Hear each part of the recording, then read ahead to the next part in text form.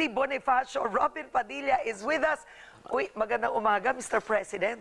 Magandang umaga. Isang mapagpalayang umaga sa'yo. Oo. Alam mo, gusto kong kailangan sabihin ko eh, na pagka ikaw ang nasa harap ko, Oo. Ayoko ng bola. Hindi, totoo to. Bumabalik ako sa maging sino ka man. I understand. Yan ang Ako rin eh, feel yan ko. ang mukha talaga ni Sharon eh. Talagang Feel ko talaga pwede wala ako bang yung... malunggay na malalaglag. Para mahawakan ko yung kamay mo. Nakakatawa ka, pero teka lang. On a more serious note for our viewers, before we talk about Bonifacio ang Pangulo, no? Is Robin Padilla was there inside the National Bilibid prisons for how many years? 3.5. 3.5 years. Gusto ko malaman, everything you're seeing today, ang raid ni Justice Secretary Laila De Lima, drugs inside Bilibid, dollars, pesos, jacuzzi, sex toys inside Bilibid, nandun na ba yun nung panahon mo? Lumang tugtugin na yun eh. Oo, kung matatandaan nyo po, gumawa ako ng pelikula 1998 ha. Paglabas ko po ng kulungan, ang aking, yung hari ng selda. Oo, yeah, I Pinakita ko po remember. lahat yun doon. Kaya natatawa ako nung nilabas to eh. Talaga? Natatawa ako, sabi ko, mahirap dito sa Pilipinas talaga pag hindi ka marunong mag-English. Hindi ka masyadong pinaniniwalaan. Oo nga, no? Hindi, totoo. Pero wait, we forget history. Sinabi mo na yan noon pa. Yun ang malungkot. Ano? Kasi parang ang dating, mangmang tayo lahat. Na ito, nangyayari sa kulungan to. Ganito. Matagal na po yan. Opo, yan po ay naayos na po namin yan. Nung kasulukuyan po kung nando doon. Aminin ko na, pangit mang sabihin, pero daga ako doon, rat. Yeah, you were a rat. Opo, totoo po yan. Ang kapartner ko po dyan ay si General Binaraw. Pagdating ko kasi ng kulungan, ang bumulaga sa akin, yung mga inmate tumatalon sa third floor. Talaga.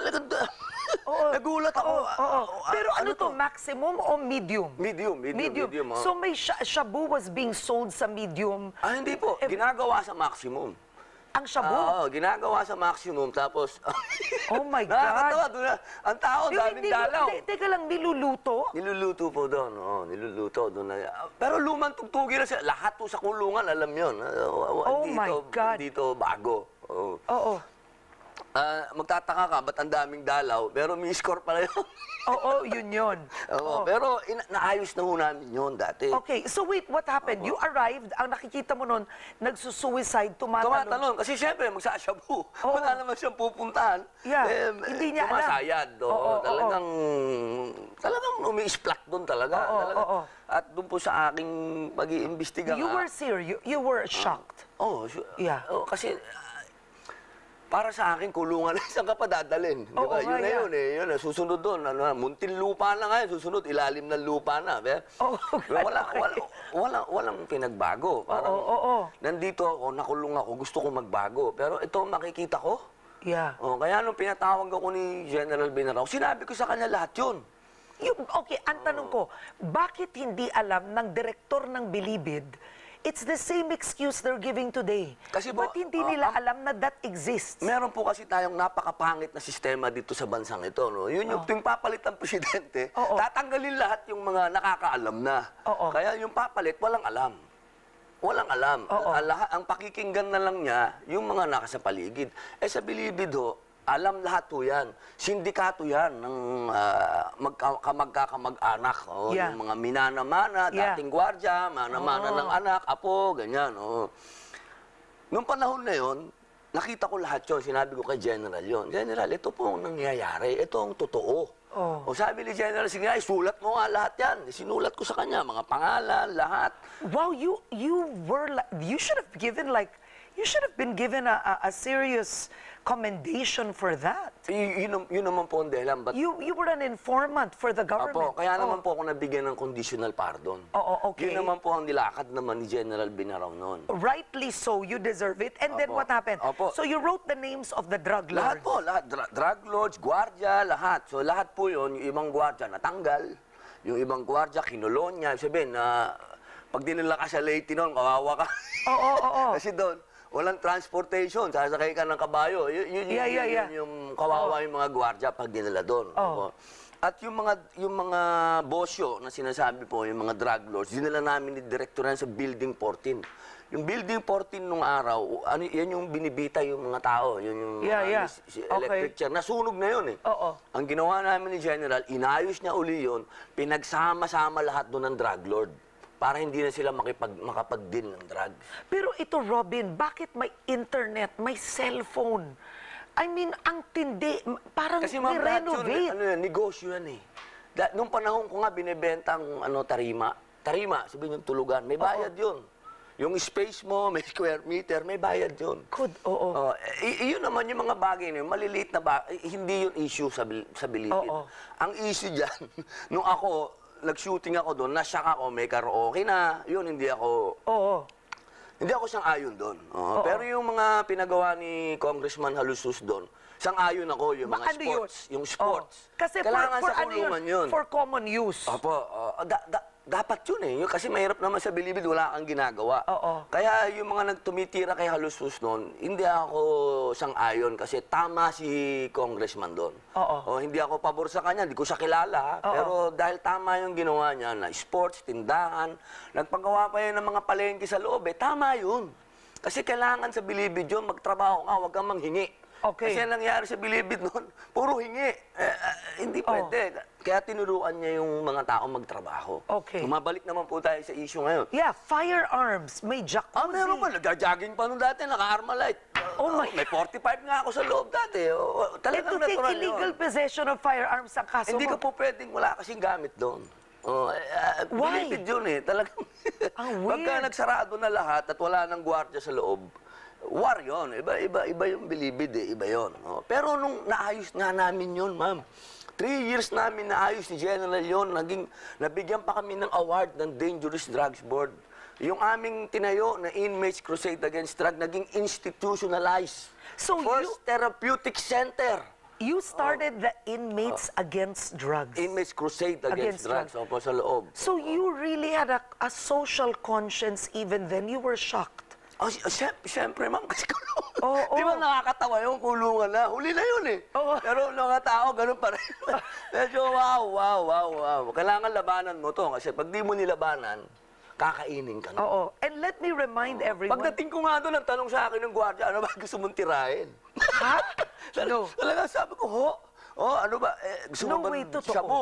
Hindi ako nagsashabu. Ano ba tinitira ko? Heroin ho ako at saka Demerol. Sige, mga next week, makukuha na namin yun. No way. Ganun. Robin, Noon yun. Nung pagdating ko doon. Pero naayos namin yun, ma'am. Maniwala ka Yeah, sa now it's back. yun lang nga, malungkot. Paano kasi nga, may pangit tayong sistema. Tuwing may matututunan na nung direktor, Yeah, alam na. tatanggalin. Okay, wait. When you were saying when President Arroyo came into office, the first thing you said was Requested. Talagang yung sinabi ko is to kaagad. retain General Villarao. ma'am. Why Yes, did you ma'am. do that? Kasi naniniwa- You were out already, no? Yes, ma'am. Okay. Opo. Kasi pinatawag kami nun ni Presidente Gloria. May Oo. ibang issue. May ibang issue tungkol Yeah. sa mga Muslim na hinuhuli, Yeah. mga terorismo.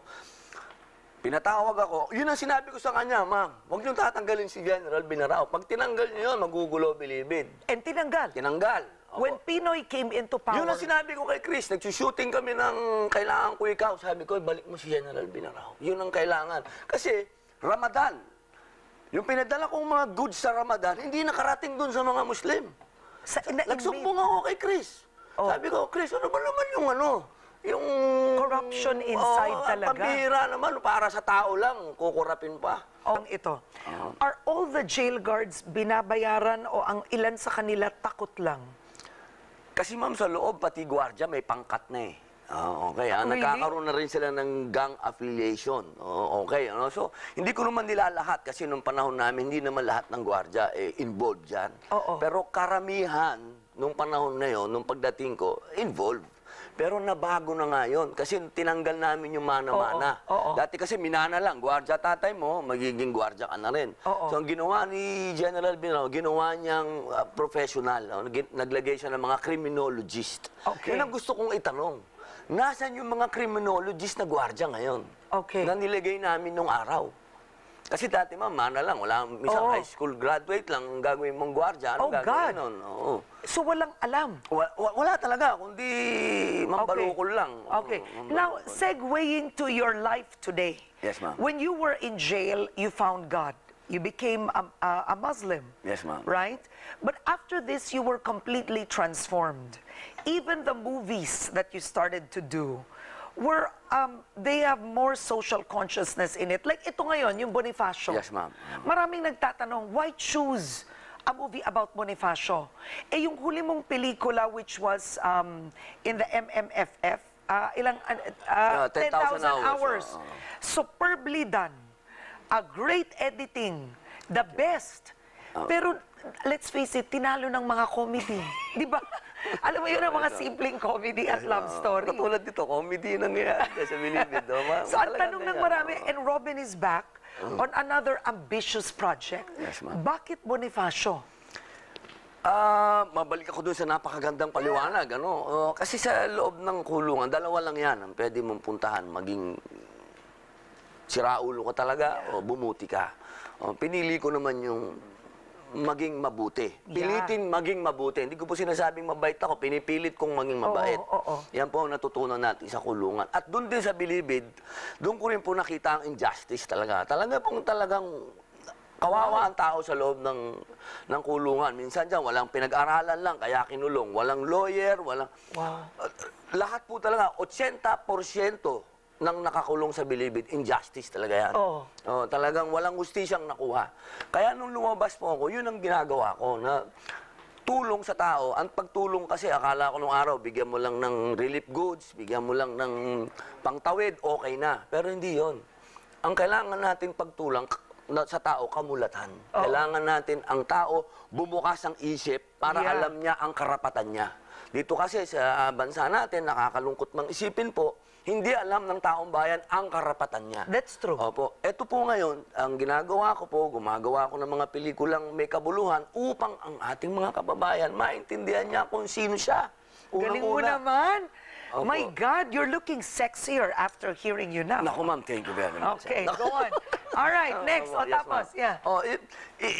Ang taong walang karakter kasi, wala kang maaasahan kahit ano. Si Bonifacio, para sa akin, ang pinakamagandang karakter ng isang Pilipino. Why? How interesting. Among, let's say, compared to Jose Rizal, Aguinaldo, I mean, why did you say Bonifacio had as the best character? Kasi po, si Jose Rizal, Oo. para sa Yeah, akin, we're showing footage right now. This is the movie. The greatest Asian hero sa akin. Kasi, hindi naman lahat ng Pilipino nakapag-aral sa ibang bansa. Oo, fair. Tama. Opo. Si Bonifacio kasi, tandaan po natin, high school, hindi pa siya nakaabot ng high school.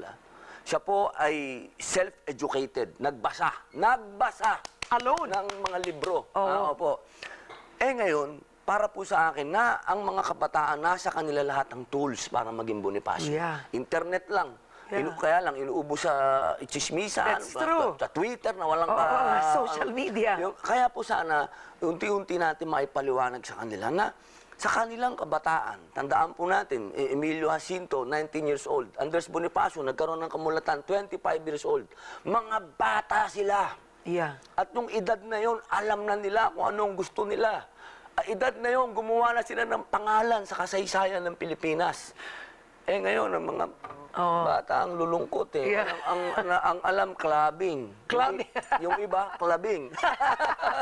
All right. You're nuts. Opo, Now, wait. opo. The director, the editor, the production team of the movie were all from Hollywood. Yes, opo. I think we should Opo. say that this is how impeccable the movie is. Yun po yung isa namin pinagyayabang. Yeah. Yung amin pong director, fresh from Hollywood po yun. Yeah. At yung amin pong stunt director, fresh from Hollywood din You po. do all your own stunts? Opo, siyempre. Really? Kailangan. Opo. Pero, sa pelikulang po to, wag mo sila expect ng maraming stunt. Dahil ito pong labanan po nung araw, talagang itakan lang. Opo, Yeah. Wala naman tumatalon Oo. sa mga tangke. Wala pa po nun. Opo. At yung pong humawak ng production team namin, yun po yung humawak ng Platoon, Born Legacy, No. lahat po. Are you serious? Opo. Oh my God! Opo, kaya yun din po yung budget namin. Ang laki. Medyo, Alright. naubos din ako rito. I wanna